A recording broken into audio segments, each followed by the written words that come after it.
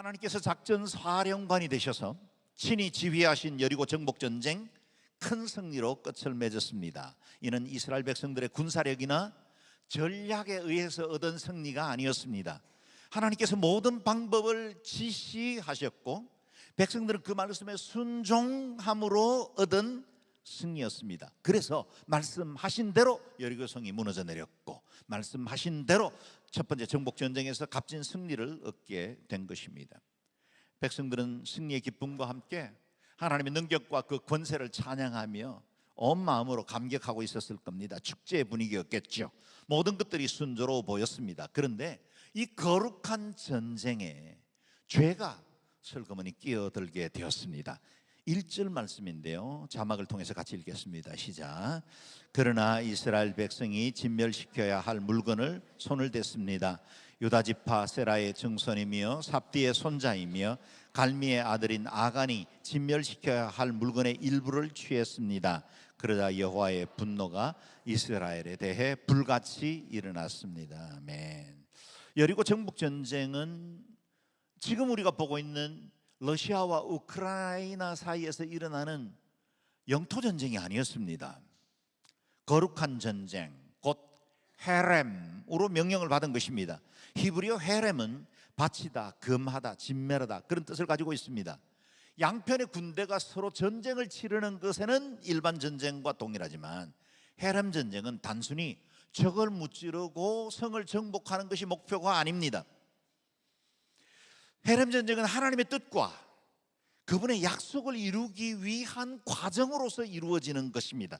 그래서 거룩한 전쟁, 성전, Holy War라고 부릅니다.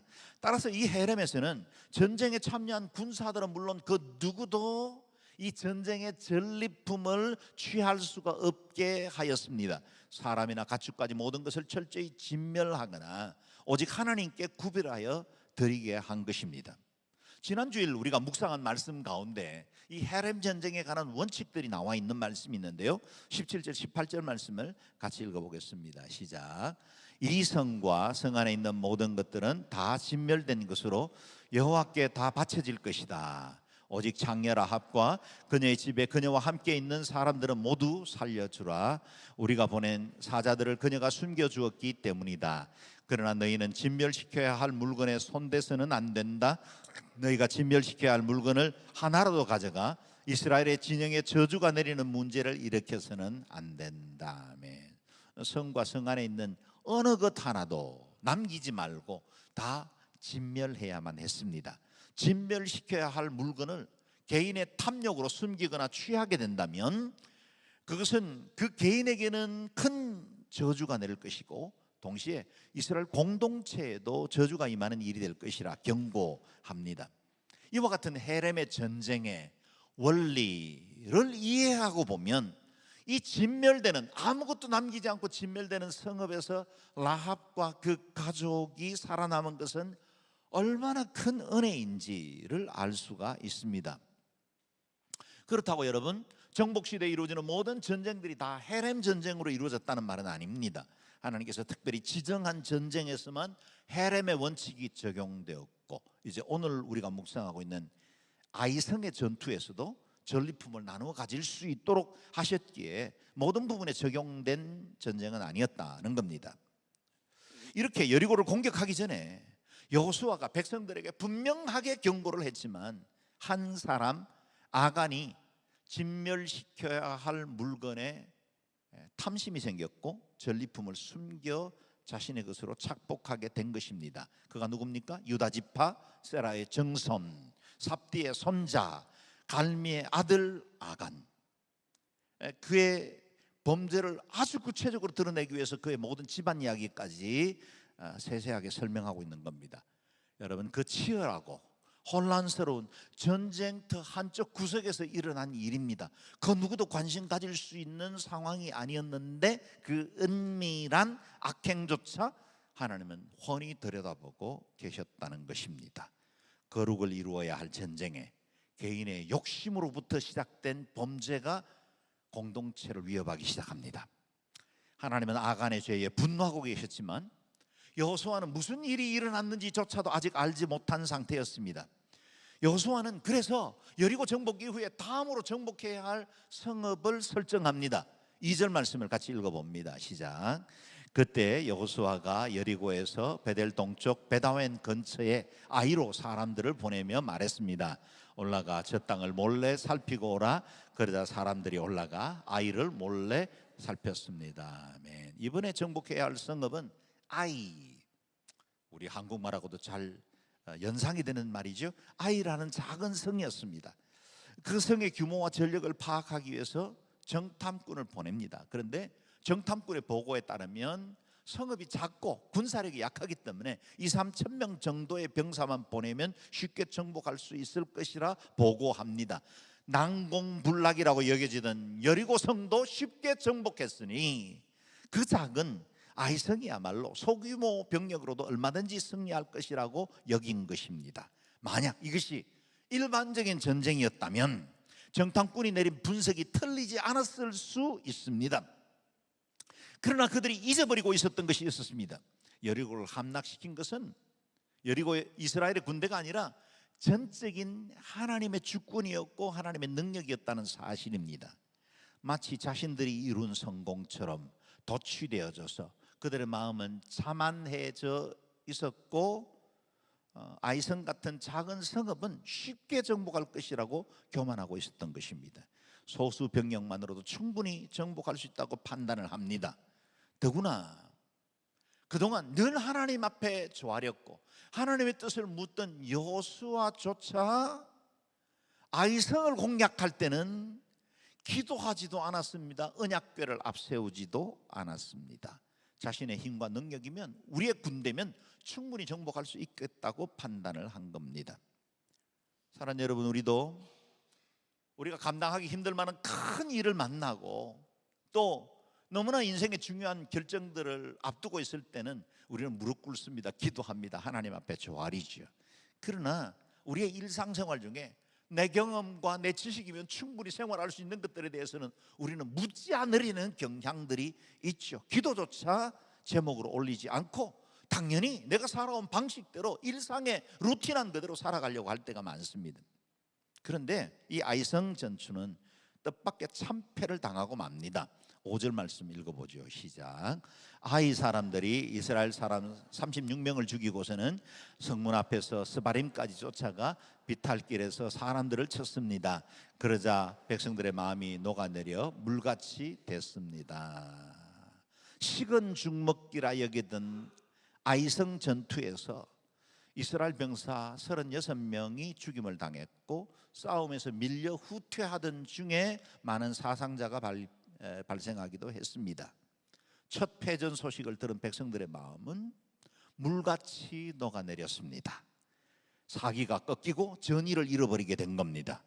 아이성 전투에서 패배했다는 이 소식은 여호수아와 이스라엘의 장로들에게도 적지 않은 충격을 준 것 같습니다. 6절 7절 말씀을 읽어봅니다. 시작. 여호수아는 자기 옷을 찢고 여호와의 궤 앞에서 얼굴을 땅에 대고 저녁까지 있었습니다. 여호수아와 이스라엘의 장로들은 머리에 재를 뿌렸습니다. 여호수아가 말했습니다. 내 주 여호와여, 왜 주께서 이 백성들로 요단강을 건너게 하셨습니까? 고작 아모리 사람의 손에 우리를 넘겨 멸망시키려고 하셨습니까? 우리가 요단강 건너편에 머물기만 했어도 좋았을 것입니다. 여호수아는 자기의 옷을 찢고 비통한 마음을 표현했죠. 여호와의 언약궤 앞에 얼굴을 땅에 대고 엎드려 저녁까지 머물러 있었습니다. 지도자들도 참담한 마음으로 머리에 재를 뒤집어 쓰고 애통하는 심정으로 이 일을 돌아보고 있습니다. 자신의 경험과 지혜가 좌절당하자 비로소 하나님 앞에 엎드리기 시작한 것입니다. 더구나 여호수아는 하나님을 원망하는 말도 쏟아놓았습니다. 고작 아모리 사람의 손에 우리를 멸망시키려고 요단강을 건너오게 하셨습니까? 약속의 땅으로 건너오지 않고 차라리 요단강 저편에 머물렀다면 더 나을 뻔했습니다. 자신은 기도도 하지 않고 시작했던 이 전투에서 참패하게 되었을 때 이제는 약속의 땅을 허락하시는 하나님의 언약도 의심하기 시작했고 불평과 원망이 그 마음을 사로잡기 시작한 겁니다. 여호와의 생각은 자꾸만 부정적인 쪽으로 기웁니다. 이렇게 작은 성읍 아이에서 퇴각하며 등을 보인 것이 가나안 7족속들에게 알려지면 그 성읍들이 이스라엘을 우습게 여겨 연합군을 조직하고 밀려들면 영락없이 우리는 망할 것이다 는 결론까지 도출해버린 겁니다. 결국 이스라엘의 이름도 여호와의 이름도 조롱받게 될 것이라고 단식하고 있습니다. 여러분 보십시오. 여호수아도 이스라엘의 지도자들도 마치 모든 것을 다 잃어버린 것처럼, 아무런 소망이 없는 것처럼 낙담하고 비관적이 되어 있습니다. 그런데 여러분, 실제로 이스라엘이 잃어버린 군대는 전체에 비하면 지극히 소수였습니다. 3,000명이 다 몰살당한 게 아니라 36명이 죽었다 합니다. 이스라엘에는 지금 칼을 뽑을 수 있는 장정이 60만 명이 있는 큰 민족 공동체입니다. 잃어버린 것보다 남은 것이 훨씬 더 많습니다. 무엇보다 처음 딱 한 번 당한 실패였을 뿐입니다. 그런데 마치 완전히 이 민족이 멸망한 것처럼 좌절하고 낙심하고 있는 겁니다. 이렇게 사람들의 마음은 쉽게 부정적인 쪽으로 기웁니다. 가진 것을 보지 못하고 잃어버린 것 때문에 낙심하고 포기합니다. 우리 주변에 많은 사람들이 소망을 잃어버리고 문을 걸어 잠그고 자기의 골방 속으로 기어드는 이유들을 보면 자기 안에 있는 무한한 자원과 또 다른 가치를 보지 못하고 대부분 잃어버린 것, 박탈당한 것, 상처 입은 것, 그걸 묵상하느라 자신에게 주신 그 많은 은혜들을 사장시켜버리고 있는 것이 너무나 많다는 겁니다. 항상 죄와 어둠의 세력은 우리의 시선을 부정적인 것에 고정시키게 하고, 그리고 실패를 부각시킵니다. 마치 그것이 내 인생의 전부인 것처럼 여기게 만듭니다. 어두운 사탄의 권세들이 언제나 우리의 마음을 이렇게 부정으로 이끌어가기가 쉽습니다. 우리가 가진 자원보다 잃어버린 것에 골몰하여 남은 모든 기회조차 상실하게 만드는 겁니다. 언제나 그림자는 실제보다 더 커 보이는 법이지요. 언제나 어둠은 우리에게 더 위협적으로 느껴질 때도 많습니다. 그러나 여러분 기억하십시오. 우리도 실패할 수 있습니다. 어처구니 없는 일 때문에 넘어질 수 있습니다. 실패 자체가 문제가 아니라 그 실패로 인해서 어두운 기억에 묶여있는 것이 더 큰 문제입니다. 과거로 인해 결코 포기하거나 뒤돌아서지 마십시오. 하나님은 여러분을 사랑하십니다. 그리고 여러분이 회복되고 다시 일어서기를 원하십니다. 살아오는 날 동안 얼마나 많이 아프셨습니까? 얼마나 많은 실패가 있었습니까? 물론 다른 사람들이 내 마음 다 이해하지는 못할 겁니다. 내 빈자리, 나의 상실감 누가 다 채워줄 수 있겠습니까? 압니다. 그러나 여러분, 우리가 가진 자원들을 돌아보자는 거예요. 우리가 하나님께로부터 받은 은혜가 얼마나 큰지를 돌아보아야 내 인생의 새로운 회복의 길을 시작할 수 있습니다. 하나님은 실패의 원인을 찾아 회개하고 돌이키기를 원하시죠. 10절에서 11절 말씀 읽어봅니다. 시작. 여호와께서 여호수아에게 말씀하셨습니다. 일어나거라. 왜 얼굴을 땅에 대고 있느냐? 이스라엘이 죄를 지었다. 내가 그들에게 명령한 내 언약을 어겼다. 그들이 진멸시켜야 할 물건을 가져가서 훔치고는 거짓말하고 자기 창고에 넣어두었다. 그렇기에 이스라엘 백성들이 그 적을 당해내지 못하고 등을 보인 것이다. 그들이 진멸시켜야 할 대상이 됐기 때문이다. 진멸시켜야 할 물건을 너희 가운데 없애지 않으면 내가 더 이상 너희와 함께하지 않을 것이다. 아멘. 하나님은 엎드려 원망하고 낙심하고 있는 여호수아에게 일어나거라, 일어나거라. 여러분, 오늘도 어떤 마음으로 여기까지 오셨는지 모르겠지만 여러분의 좌절되고 낙심하고 원망하는 마음들 속에서 일어날 수 있게 되기를 바랍니다. 그리고 아이성의 참패 원인이 바로 죄에 있었다. 이스라엘 공동체에 섬에던 그 죄의 문제가 지금 아이성의 패배를 만들었다는 사실을 주님은 정확하게 지적을 하십니다.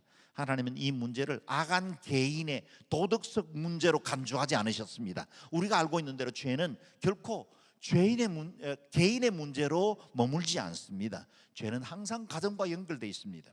그리고 교회나 공동체와 서로 깊이 연계되어 있습니다. 죄는 코로나보다 전염력이 더 강합니다. 순식간에 죄의 영향력이 확산되고 공동체 전체를 흔들 만한 강력한 세력으로 자라날 수 있는 것이 죄입니다. 스포츠만 살아있는 게 아니라 죄도 살아있어요. 언제나 우리 속에서 그 죄가 꿈틀거리고 능력을 가지고 우리의 인생과 삶을 장악하고 지배하려고 만듭니다. 그래서 어둠으로 밀어넣습니다. 우리를 부정적으로 만듭니다. 우울감과 좌절로 우리를 넘어뜨리려고 합니다. 결국은 우리의 인생과 생명을 귀하게 여길 줄 알지 못하도록 만들어버립니다. 그래서 작은 죄부터 철저히 다뤄야 합니다. 큰 산불도 작은 불씨 하나로부터 시작되지요. 우리의 가정과 교회 공동체를 넘어뜨리는 죄도 큰 것이 아니라 늘 작은 것으로부터 시작됩니다. 이스라엘이 하나님의 말씀에 불순종했고 그 죄가 공동체 전체를 무너뜨리고 있음을 하나님은 여호수아에게 깨닫게 하시는 겁니다. 헤렘 전쟁의 원칙을 어기고 진멸시켜야 할 물건들을 훔쳐 이스라엘 지형에 남겨두었기에 이스라엘 공동체 그 어느 한 구석에 그 죄가 남아있기에 하나님이 이제는 이스라엘을 진멸시킬 대상으로 삼겠다고 하신 겁니다. 사랑하는 여러분, 기억하십시오. 마땅히 진멸시켜야 할 대상을 제하지 않으면 내가 진멸시킬 대상이 되어버립니다. 나를 위협하고 나의 믿음과 나의 삶을 무너뜨리는 그 죄를 제거하지 않고 남겨놓으면 그것이 내 인생을 무너뜨리고 나를 파괴하고 내 인생을 완전히 멸망 가운데로 이끈다는 사실을 우리가 기억해야 합니다. 광우병이나 조류독감, 아프리카 돼지 열병에 감염된 가축을 격리시키고 제거하지 않으면 축사 전체를 매몰시키고 반경 3km 내에 있는 모든 축산 가정들을 매몰시켜야만 되는 일들도 일어난다는 겁니다. 이 사건을 통해서 하나님의 의도는 분명하게 우리에게 가르칩니다. 하나님은 특정 민족을 편애하시는 분이 아닙니다. 헤렘 전쟁은 어느 민족이 또 다른 민족을 진멸시키는 것이 목적이 아니라 죄를 제거하기 위한 하나님의 계획이었다는 겁니다. 하나님은 죄와의 전쟁을 시작하셨습니다. 죄가 가나안 7족속에게 창궐했기에 하나님은 심판을 계획하셨고 그 죄를 심판하시기 위해서 이스라엘이라는 민족 공동체를 사용하는 것입니다. 동시에 이스라엘이 그 죄의 바이러스에 감염되어 죄를 제거하지 않으면 하나님은 그 죄를 제거하기 위해서 이방인의 몽둥이와 막대기를 들어서라도 이스라엘을 때리십니다. 우리가 오늘까지 묵상해온 에스겔서가 바로 이 사실을 말하고 있죠. 그들이 바벨론의 포로로 끌려갔고 이제 곧 3차 침공으로 인해서 남유다가 완전히 멸망될 것에 대해서 끊임없이 경고하고 말씀을 전해주시는 이유는 죄의 문제다는 거예요. 죄를 제거하기를 원하십니다. 그것이 믿음의 사람이건 믿지 않는 사람이건 하나님은 죄를 제거하시기 위해서 칼을 뽑아 드십니다. 그래서 여리고를 향해 다가가던 여호수아의 목 앞에 칼을 뽑아 들고 선 군대 장관이 바로 너의 신발을 벗으라고 하는 것입니다. 우리가 먼저 하나님 앞에 우리의 모든 죄를 벗어버리고 우리의 죄과에서 자유로워져야만 온전히 하나님의 뜻과 그 일들을 이룰 수 있게 되기 때문입니다. 이 전쟁은 하나님의 뜻을 이루기 위한 전쟁입니다. 그렇다면 하나님 앞에 정결하고 거룩해야만 전쟁에서도 승리할 수 있습니다. 하나님이 말씀하신 것에 순종할 때만, 하나님 편에 서 있을 때만 이길 수 있는 전쟁이었던 겁니다. 이전에 요단강을 건너고 여리고를 정복할 때 그들은 분명히 말씀에 순종했고 그리고 하나님 주신 이 공식을 지키고 있었습니다. 하나님 말씀하시고 이스라엘은 순종했으며 이것이 승리로 이어졌습니다. 반복할까요? 하나님 말씀하시고 이스라엘은 순종했으며 이것은 승리로 이어졌습니다. 이 공식이 깨어지면 그 어떤 강한 군대로 자신을 준비한다 할지라도 가나안을 정복하고 이길 수가 없었습니다. 반면에 우리가 아무리 부족하고 연약해도 하나님의 말씀에 순종하고 주님이 우리에게 주신 승리의 공식을 지킬 수만 있다면 하나님은 반드시 이기게 하십니다. 그분의 전능하신 능력이 드러나게 될 것입니다. 이스라엘 공동체에 죄가 들어오자 그 공식이 깨어졌고 이스라엘은 대패할 수밖에 없었던 겁니다. 그래서 하나님은 이스라엘 공동체 안에 있는 죄를 색출하고 그 죄로부터 이스라엘이 벗어나기를 원하셨습니다. 16절에서 18절 말씀 읽겠습니다. 시작. 여호수아는 다음 날 아침 일찍 일어나 이스라엘을 지파별로 나오게 했습니다. 그러자 유다 지파가 제비로 뽑혔습니다. 그는 유다 가문을 앞으로 나오게 했습니다. 그러자 세라 가족이 제비로 뽑혔습니다. 그가 세라 가족을 가족별로 나오게 하자 삽디가 제비로 뽑혔습니다. 여호수아가 그 가족을 성인 남자별로 한 사람씩 나오게 하자 유다 지파인 세라의 증손이며 삽디의 손자이며 갈미의 아들인 아간이 제비로 뽑혔습니다. 아멘. 하나님이 정확하게 탐욕자, 그 범죄자에게 포커스를 맞추신 겁니다. 하나님 앞에 숨길 수 있는 죄가 어디 있겠습니까? 사람의 눈은 피해도 하나님은 피할 수 없습니다. 하나님은 제비뽑기라는 방법을 통해서 탐욕자를 찾아내셨고 하나님의 손가락이 정확하게 아간을 지목하고 계셨습니다. 저는 오늘 예배하는 저와 여러분의 마음속에 깊이 감추어준, 숨겨둔, 너무 익숙하고 오래돼서 당연한 것처럼 여기고 있는 우리의 장막 안에 있는 그 죄를 정확하게 지목해내는 일들이 일어나기를 바랍니다. 먼저 12지파 중에 유다가 뽑혔습니다. 유다 지파 중에 세라 가문이 좁혀졌습니다. 세라 가문 중에 삽디 가족 중에 속한 남자들 가운데 갈미의 아들 아간의 제비가 뽑혔습니다. 여러분, 제비라는 이 불특정의 숫자를 놓고 뽑는 이 과정을 통해서 하나님은 정확하게 한 사람을 찾아가고 계셨다는 겁니다. 저와 여러분이 살고 있는 우리나라는 강력범죄 검거율이 96%에 이른답니다. 미국이 65%, 캐나다가 75% 정도인 것에 비하면 우리나라의 강력범죄 검거율이 얼마나 높은지를 알 수 있습니다. 그만큼 곳곳에 CCTV가 설치되어 있고 차량의 블랙박스를 통해서 우리의 행동, 모든 우리의 삶의 동선들은 곳곳에서 기록으로 남아있다는 의미입니다. 다시 말해 사람의 눈도 피하기가 쉽지 않습니다. 그런데 어찌 전지전능하시고 무소보조하신 하나님의 눈을 피할 수 있겠습니까? 아간이 숨긴 물건이 무엇입니까? 21절 말씀 읽어보죠. 시작. 전리품 가운데 신할의 아름다운 외투와 은 200세겔과 50세겔 나가는 금덩이 하나를 보고 탐이 나서 가져갔습니다. 그것들은 내 장막 안 땅속에 숨겨져 있고 그거는 그 밑에 있습니다. 아간의 탐욕을 자극한 물품들이 있었죠. 얼마 전 우리 가까운 인천 남동구 변사 사건 현장에서 사망자가 착용하고 있었던 20돈짜리 시가로 1,100만 원 정도가 되는 상당의 금 목걸이가 사라지는 사건이 생겼습니다. 범인은 다름 아닌 30대 금시 조사관이었습니다. 변사체를 검사하던 중에 순간적으로 욕심이 나서 자기 신발 밑창에다가 금 목걸이를 숨기고 나왔다고 자백했습니다.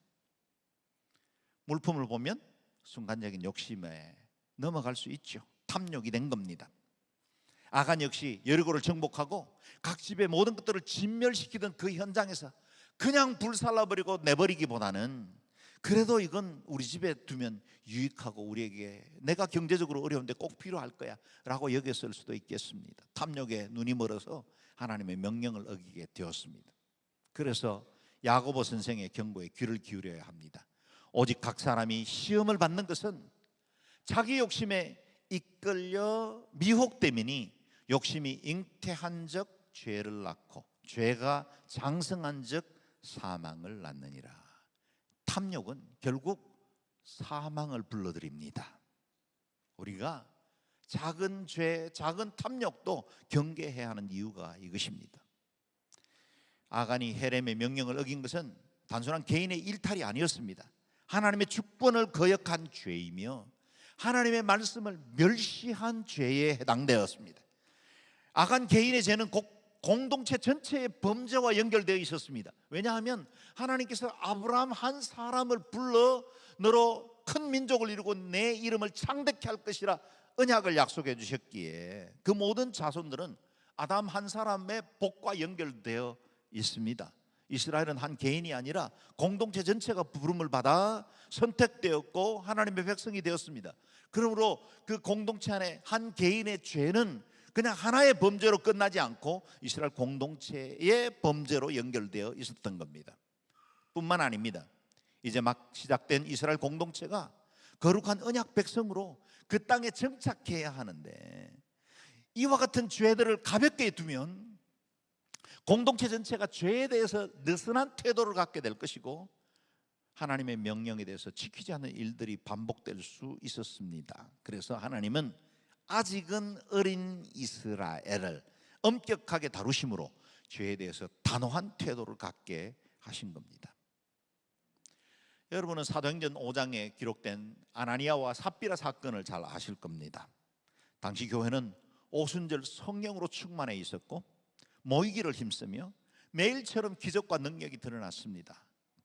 그 무엇보다 지상에서 유래를 찾아보기 힘들 정도로 자신의 사유재산을 공동체와 공유하며 나누는 유무상통의 천국 공동체가 지상에 이루어지고 있었다는 겁니다. 그런 아름다운 공동체에 처음으로 거짓과 기만의 죄가 아나니아의 욕심을 타고 들어옵니다. 밭을 판 돈의 일부를 감추고 사도바울들 발 앞에 내어놓았을 때 이것이 전부이냐라고 묻는 베드로에게 천연덕스럽게 거짓말을 합니다. 하나님은 성령을 속이려는 죄를 결코 용납하지 않습니다. 결국 아나니아도 삽비라도 그 자리에서 차례로 꼬꾸라졌고 숨을 거두었습니다. 물론 하나님께서 이와 같은 방법으로 오늘 우리 모든 사람들을 대하지 않습니다. 만약 그랬다면 앞에 서 있는 저를 비롯해서 우리 중에 예배드리고 있는, 살아있는, 숨쉬고 있는 사람이 누가 있겠습니까? 모든 사람들이 다 주님의 그 중한 징계를 받아 마땅한 삶을 살아왔죠. 죄송합니다. 제 이야기를 여러분에게 적용하려고 했네요. 여러분은 거룩하고 정결하게 살았다고 믿습니다. 확신이 안 될 때 이렇게 쌍시어서를 많이 쓰는 거예요. 이와 같은 우리의 삶의 모든 영역에 대해서 하나님이 즉각적으로 처벌하지 않으시는 긍휼과 인자로 여기까지 우리를 인도해 주셨는데, 하나님이 초기 교회는, 그리고 초기 이스라엘 공동체를 세울 때는 하나님 엄격한 잣대를 가지고 이스라엘을 가르치십니다. 그래서 아기가 어릴 때일수록 정확하게 가르쳐야 돼요. 우리는 너무 어릴 때는 이뻐하고 귀히 여기느라 아이들에게 처벌을 하지 못하고 예쁘게 아이들에게 지지만 해주다가 커서 벌을 주려고 하니까 그 아이들이 삐뚤어 나가는 겁니다. 어려서부터 정확하게 아닌 것을 아니라 가르쳐야 합니다. 이스라엘 백성들은 아주 어렸을 때에 이와 같은 강력한 규례와 법도를 통해서 이스라엘이 지켜야 할 그 삶을 가르친 것입니다. 그래서 심지어는 안식일에 나무하러 간 사람들을 돌로 쳐 죽이는 일들까지 일어나게 된 겁니다. 오늘날 우리에게는 동일한 법이 이루어지지는 않습니다. 그런데 하나님이 이 사건을 통해서 이스라엘 공동체를 바로 세우고, 그리고 장차 세워질 세계교회의 거룩성이 얼마나 중요한지를 보여주신 겁니다.